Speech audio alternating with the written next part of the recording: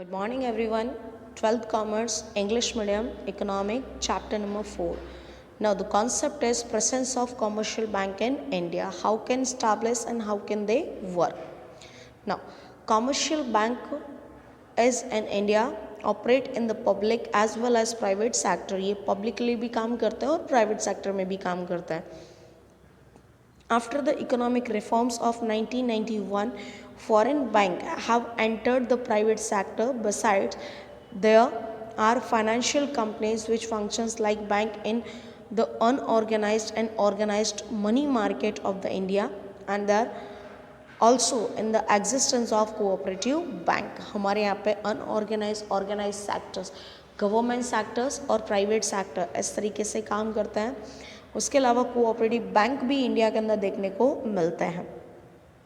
But by the official definitions of banks in India, only those companies which are listed in the second schedule of RBI Act 1934 are established accordingly are called scheduled bank, and these are the real banks. Means what? As per the Companies Act 1956, which banks are listed in second schedules of RBI Act 1934? These all the banks known as real bank and scheduled bank. All rules and regulations of Reserve Bank of India apply to these types of banks. और इनको सारे के सारे follow भी करने पड़ेंगे.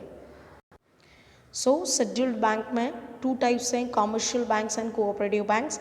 Cooperative bank have no types, but commercial bank have four types: public sector commercial bank, private sector commercial bank, foreign multinational bank working in India, regional rural bank RRB.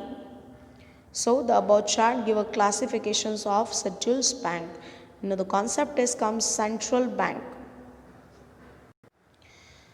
There exists a central bank in all the country of the world which manage, evaluates and regulate the banking activities in the entire country.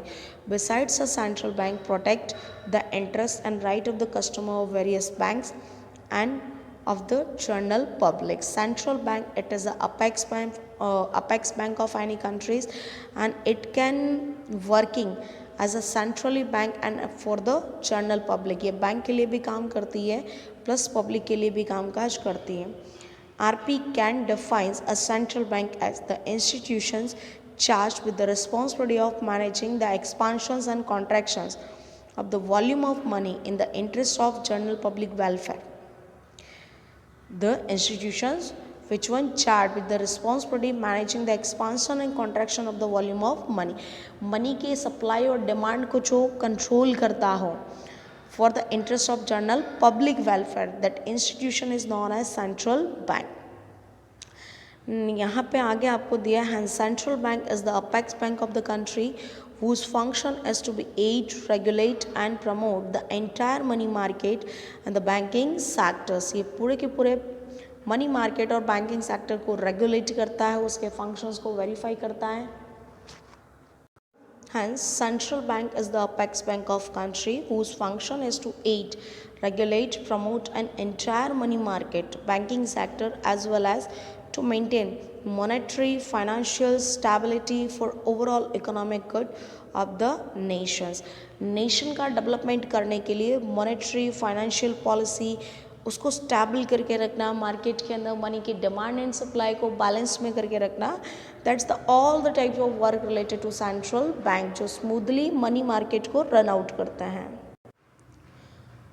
Mobilizations of money has several macroeconomics implications which impact economic growth and development of a nations, and the responsibility of regulating money market financial transaction in a country and maintaining the value of country's money and currency rests with the central bank.